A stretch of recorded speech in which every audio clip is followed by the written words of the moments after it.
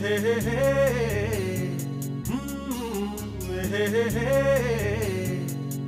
कैसे होता है, क्यों क्यों कैसे, क्यों कैसे होता है, क्यों क्यों कैसे। हर सवाल का जवाब है साइंस, हर क्यों क्यों कैसे का उत्तर है साइंस।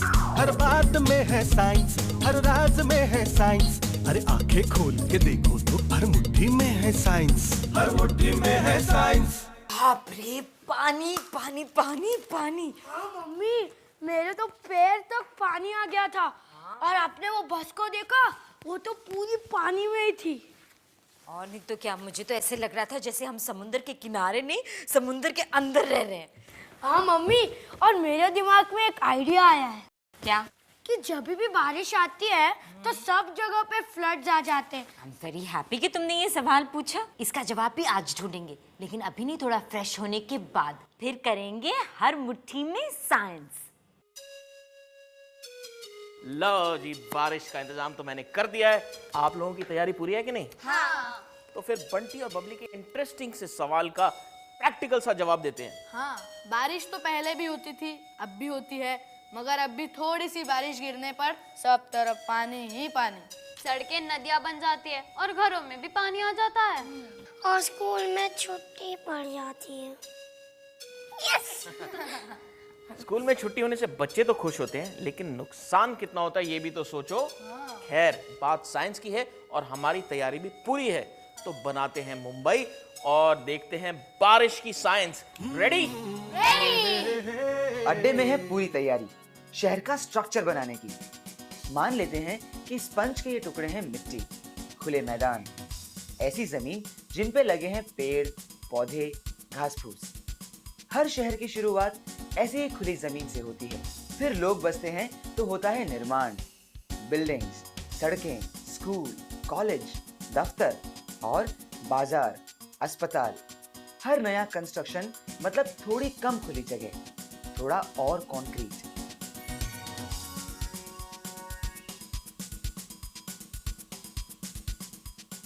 पिछले कुछ सालों में भारत के सभी शहरों में बहुत तेजी से विकास हुआ है। इमारतें, फ्लाईओवर्स, मल्टीप्लेक्सेस और शॉपिंग मॉल्स। कंक्रीट की इमारतें बढ़ती जा रही हैं, लोग बढ़ते जा रहे हैं और खुले मैदान कम। इस विकास में संतुलन गड़बड़ा गया है। खुले मैदान, तालाब, पेड़ और व्यवस्थित नाले नालियां पीछे छूट गए हैं और यही है गड़बड़। असल में खुली जगहें और मिट्टी हो तो वो एक स्पंज की तरह पानी को अंदर सोख लेती हैं। नाले नालियां पानी को ठीक तरह से बहा ले जाते हैं और पानी जमा होकर शहर को डुबा नहीं पाता। लेकिन ऐसा नहीं हुआ है। हमारे शहर तो बन गए हैं कंक्रीट के जंगल, और कंक्रीट तो पानी को रोक लेता है। बरसात होती है तो सब तरफ पानी भर जाता है। सड़कें, मकान, सब तरफ पानी, कामकाज ठप, होता है भारी नुकसान। कितने एक्सीडेंट्स, कितनी बीमारी। ये एक गंभीर समस्या बनती जा रही है।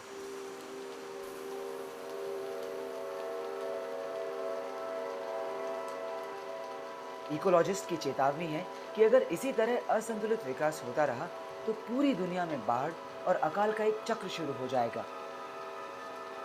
इसीलिए बहुत जरूरी है कि विकास तो हो, लेकिन संतुलन के साथ, वरना प्रकृति की इतनी सुंदर व्यवस्था, बारिश, हमारे लिए एक मुसीबत बन जाएगी।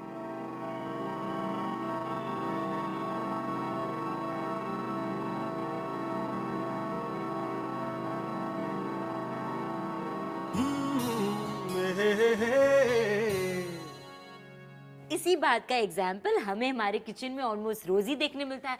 जब सिंक में बर्तन भरे हों तो पानी अटक जाता है और हो जाती है वाटर फ्लडिंग। फ्लडिंग मम्मी, लेकिन वो ओशियंस में क्यों नहीं होती है? ओशियंस में तो हमेशा रिवर का पानी जाते ही जाता है, जाते ही जाता है। Very interesting question. तो मालूम करते हैं इसका जवाब। और तुम्हें पता है पुरनायु, यही क्वेश्चन हमारे एक व्यूअर ने भी पूछा है, तो मालूम करें इसका जवाब। हाँ। लेकिन ऐसे ही सूखे सूखे। आपको क्या लगता है कि अड्डे वालों के पास इस बात के लिए भी कोई इंटरेस्टिंग जवाब होगा? मिले नदी के जल में, नदी मिले सागर में, सागर मिले कौन से जल में, कोई जाने ऐसे कैसे हो सकता है, कोई जाने ना, हम जानते हैं। व्यूअर ने सवाल भेजा है तो जवाब तो देना ही पड़ेगा, और कोई सूखा सूखा नहीं, हमारे अड्डे पे तो गीला गीला जवाब मिलता है।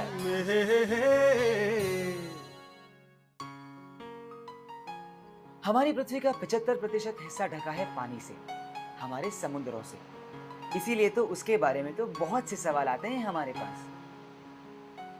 हमारी पृथ्वी के 5 महासागर, ये पांचों एक दूसरे से जुड़े हुए, एक दूसरे में बहते हैं। हमारा ये कहना भी गलत नहीं होगा कि पृथ्वी पर एक ही विशाल महासागर है। ये समुद्र छलकते नहीं, जबकि नदियां उनमें बहती जाती हैं, बहती जाती हैं, निरंतर बहती जाती हैं। कारण है हमारी पृथ्वी का जल चक्र, वाटर साइकिल। असल में हमारी पृथ्वी पर आज भी उतना ही पानी है जितना आज से 4.6 बिलियन साल पहले था। मतलब पृथ्वी पर पानी उसके जन्म से लेकर अब तक उतना का उतना ही है। ना तो कहीं से नया पानी बनता है, ना ही पानी कम होता है। सूरज की गर्मी से पानी इवेपोरेट होता है, भाप बन के बादल बनता है, फिर बारिश बनकर बरसता है। कुछ जमीन के अंदर चला जाता है, कुछ तालाबों में, कुछ नदियों में और कुछ सागर में। उधर सागर भी तो एक दूसरे से जुड़े हैं, निरंतर एक दूसरे में बहते जाते हैं और बनाते हैं हमारा हाइड्रोस्फीयर। कुछ बातें समझना जरूरी। पृथ्वी पर जितना भी पानी है उसका 97% खारे समुद्रों में है। 2% बर्फ बन के हिमखंडों में जमा है। सिर्फ 1% पानी ही है जो हम सभी प्राणियों का जीवन चलाता है। इसीलिए बहुत जरूरी है कि हम पानी की एक एक बूंद को बचाएं। पानी जब बारिश के रूप में पृथ्वी पर आता है तो जरूरी है कि हम उसे ठीक तरह से रोक पाएं। रोक पाना मतलब जरूरी है कि वो जमीन के नीचे वाटर टेबल का हिस्सा बन जाए, ना कि ऊपर की मिट्टी को बहाता हुआ तेजी से नदियों और समुद्र में मिल जाए। और इसीलिए जरूरी है हरियाली और जंगल, नाले जो साफ हों, ना कि कूड़े, कबाड़े और प्लास्टिक से भरे।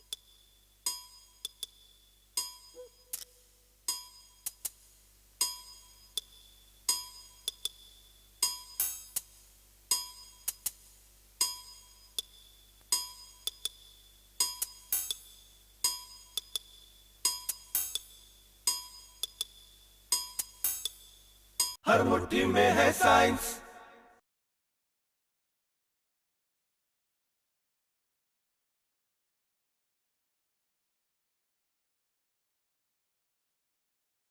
हर मुट्ठी में है साइंस।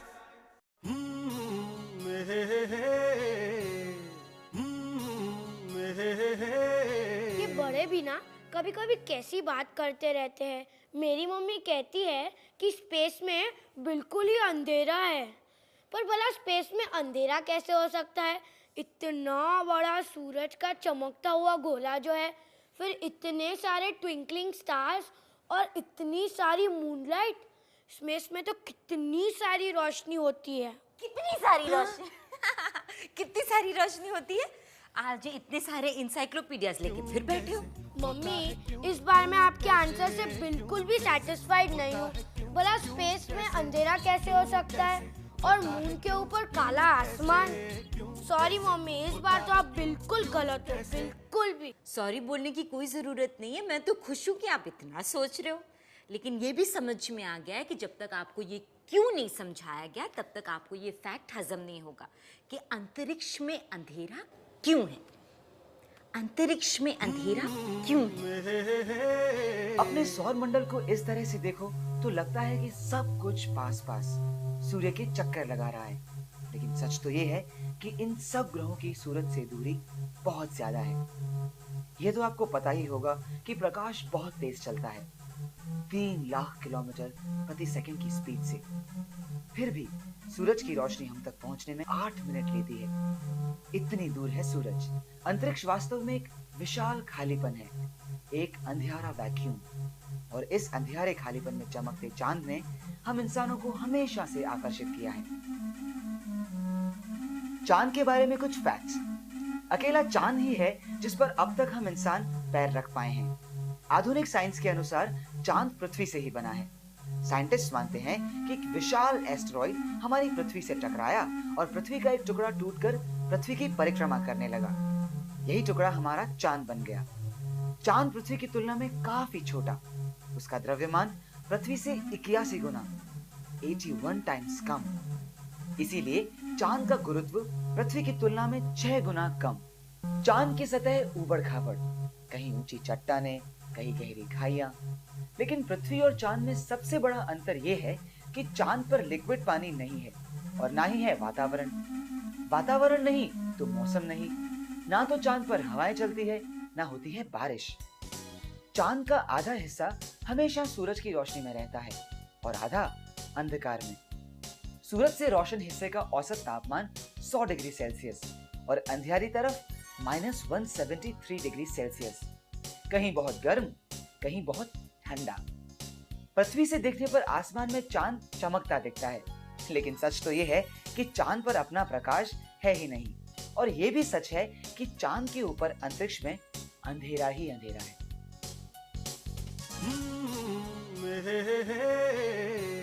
अभी उठा एक और सवाल। चीज है हमें दिखती है, क्यों? आसमान नीला है पर स्पेस में अंधेरा है, क्यों? चमकते चांद पर भी अंधेरा है, लाइट है पर अंधेरा क्यों? क्यों? मैं बताता हूं क्यों। लेकिन उससे पहले हो जाए अंधेरा। हमने अड्डे में कर दिया है अंधेरा और फिर जला दी है बस एक लाइट, मानो हमारा सूरज। लेकिन क्या आपको दिख रही है ये रोशनी? और अब उड़ा देते हैं थोड़ा सा पाउडर। अब पूरा नजारा ही बदल गया है, क्योंकि प्रकाश अब इन पाउडर के कणों से टकराकर इधर उधर बिखर रहा है और हमें दिख रहा है। इस छोटे से एक्सपेरिमेंट से साबित होती है एक बड़ी बात। प्रकाश सीधी रेखाओं में चलता है, लेकिन अगर उसके रास्ते में कुछ रुकावट आ जाए तो वो बिखरता है, रिफ्लेक्ट होता है या झुक जाता है। यही वजह है कि हमारा आसमान नीला है।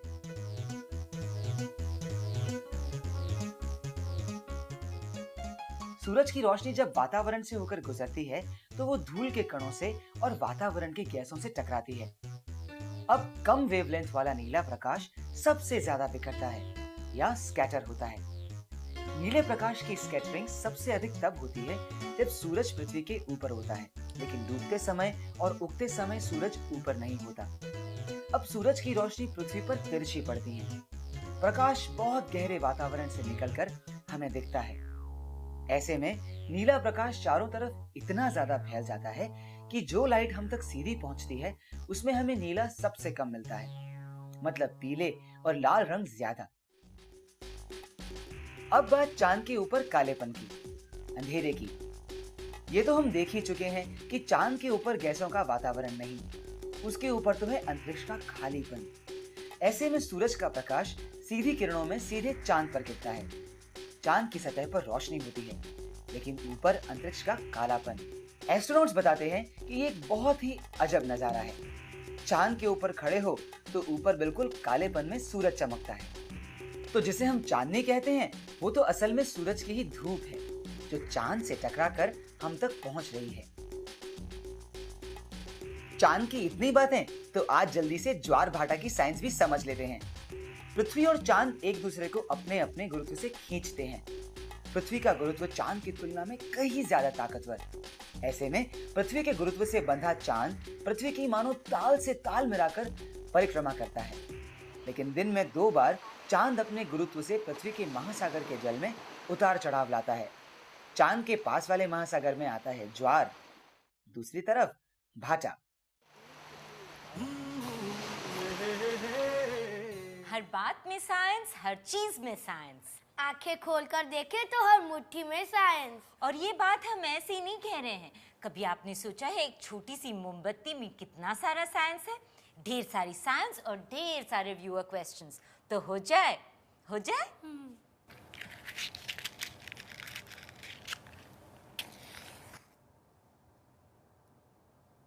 ये बन गई आग। वैसे ये आग है क्या? एग्जैक्टली, ये आग है क्या? Solid? No. Liquid? No. Gas? तो फिर ये आग है क्या? आग क्या है आग? ना सॉलिड, ना लिक्विड, ना गैस। आग पदार्थ का रूप नहीं। आग तो एक ऐसा केमिकल रिएक्शन है जो ईंधन और ऑक्सीजन के बीच है। ऐसा रिएक्शन जिससे प्रकाश और गर्मी पैदा होते हैं। जिन रिएक्शन में ऑक्सीजन और दूसरे एलिमेंट्स के मिलने से आग पैदा हो, उनको कहते हैं कंबशन। कंबशन से पैदा होता है प्रकाश, गर्मी, गैसें और कालिक। हमारे कुछ दर्शक जानना चाहते हैं कि पानी आग को बुझाता क्यों है। जवाब उनसे पूछते हैं जो आग बुझाने का काम करते हैं। सीधे चलते हैं फायर ब्रिगेड।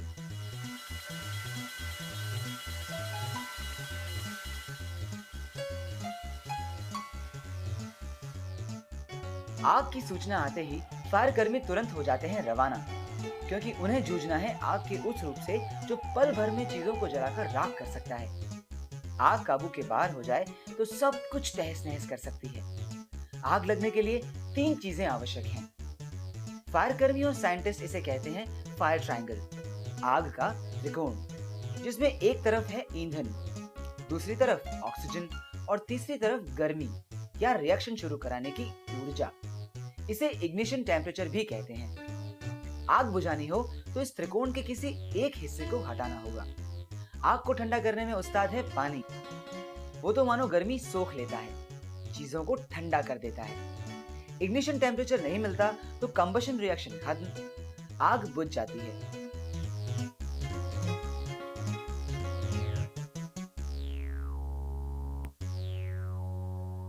फायर ब्रिगेड आए हैं तो आपको बता दें कि आजकल फायर फाइटिंग में कुछ ऐसे वाटर जेट्स यूज होते हैं जो 2400 लीटर पानी सिर्फ 1 मिनट में फेंक सकते हैं। हर मुट्ठी में है साइंस।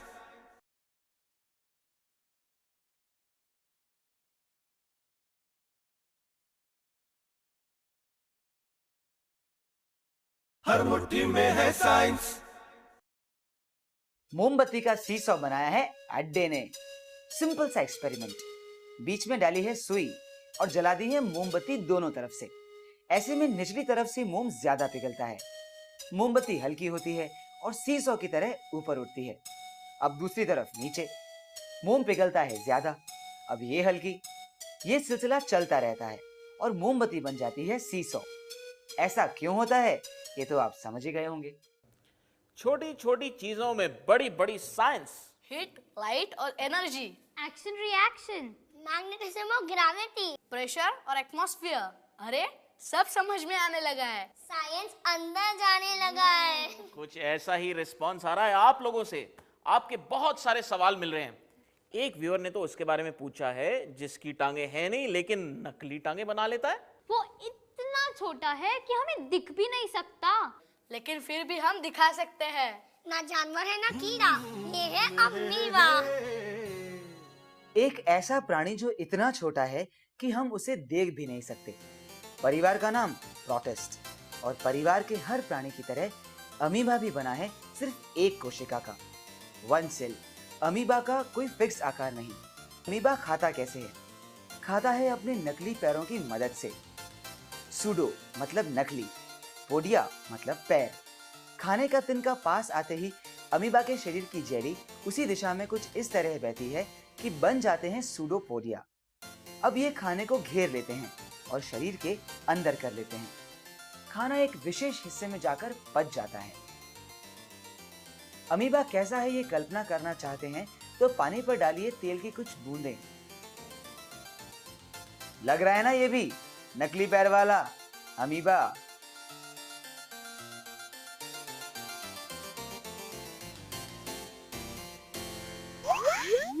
हर मुट्ठी में है साइंस।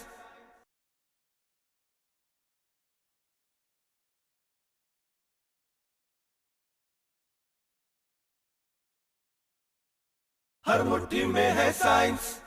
कैंडल का जलना भी एक केमिकल रिएक्शन है और हर केमिकल रिएक्शन की तरह इसमें भी होते हैं बाय प्रोडक्ट्स।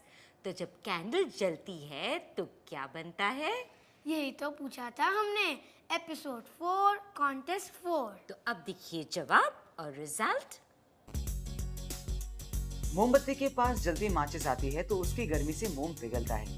ये बत्ती से होता हुआ ऊपर उठता है और वाष्प बन के हवा से मिलता है। शुरू हो जाता है कंबशन रिएक्शन। यहाँ ईंधन है मोम ऑक्सीजन मिलती है हवा से और चेन रिएक्शन शुरू होता है माचिस की तीली की गर्मी से। पैदा होती है आग, मोमबत्ती जलती है। इस कंबशन रिएक्शन में पैदा होते हैं बाय प्रोडक्ट्स, पानी और कार्बन डाइऑक्साइड। एपिसोड 4 कॉन्टेस्ट 4, देखिए रिजल्ट्स। हमने यही पूछा था कि मोमबत्ती के जलने पर बाय प्रोडक्ट्स क्या होते हैं। सही जवाब है पानी और कार्बन डाइऑक्साइड।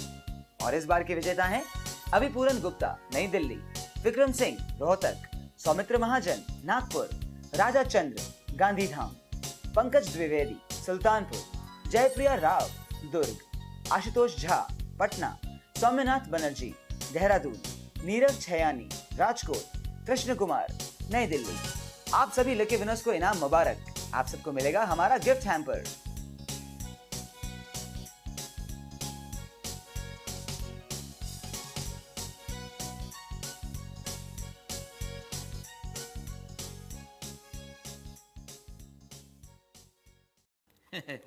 गुब्बारा फुलाने में क्या है ना, कोई भी फुला सकता है हाँ, उसमें क्या है? ना, फूंक मारो फूल गया। हाँ, इजी है। लेकिन ये गुब्बारा जो मैं बोतल में लगा रहा हूँ, ये कोई फुला सके तो मानो।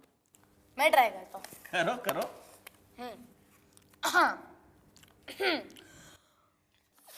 गुब्बारे की साइंस आसान, बोतल के अंदर हवा है। इसके गुब्बारे से ज्यादा उसके गाल फूल रहे हैं। कोशिश अब जब करते हम रहो, गुब्बारे करते से रहो। बोतल का मुंह यूं बंद करके उसे फुलाने की कोशिश करते हैं तो वो फूल नहीं पाता, क्योंकि बोतल में है हवा का दबाव जो गुब्बारे के अंदर हवा भरने नहीं देता। इस साइंस के आप बहुत सारे प्रयोग खुद कर सकते हैं। वैसे क्या आप जानते हैं अपने शरीर के अंदर की प्रेशर यानी दबाव की साइंस? हमारे शरीर का पंप मतलब हमारा हृदय लगातार सिकुड़ता और फैलता है। जब वो सिकुड़ता है तो पैदा करता है दबाव। ये दबाव ही तो रक्त को हमारे पूरे शरीर में फेंकता है। हमारे शरीर के हर हिस्से तक रक्त के साथ ऑक्सीजन पहुंचाता है। यही दबाव या रक्तचाप है, जिसका सामान्य रहना हमारे स्वास्थ्य के लिए जरूरी है। आ रही हूँ। बुढ़ाइयो, कितना जोर से चिल्लाते हो? अरे मम्मी, ये तो मैं अकेला हूँ। जब सारे बच्चे स्कूल में इंटरवल पढ़ता है तब एक साथ चिल्लाते तो पूरा स्कूल गर्म हो जाता है। पूरा स्कूल क्या हो जाता है? गर्म हो जाता है। एग्जैजरेट मत करो। अरे मम्मी, मैं बिल्कुल सच कह रहा हूँ। 5 सेल्सियस तो बढ़ ही जाते होंगे। अच्छा, तो फिर मुझे काम करना चाहिए। कच्चे चावल पानी में डाल के रखने चाहिए और तुम लोगों को चिल्लाने के लिए बुलाना चाहिए। मम्मी, आप मेरा मजाक उड़ा रही हो ना? नहीं, मजाक नहीं उड़ा रही हूँ, थोड़ा सा मजाक कर रही हूँ। क्यों क्यों क्यों? अभी और कोई क्यों नहीं, क्योंकि सारे क्यों और बहुत सारे कैसे लेकर हम फिर अगले हफ्ते मिलेंगे ना? तब तक के लिए बाय।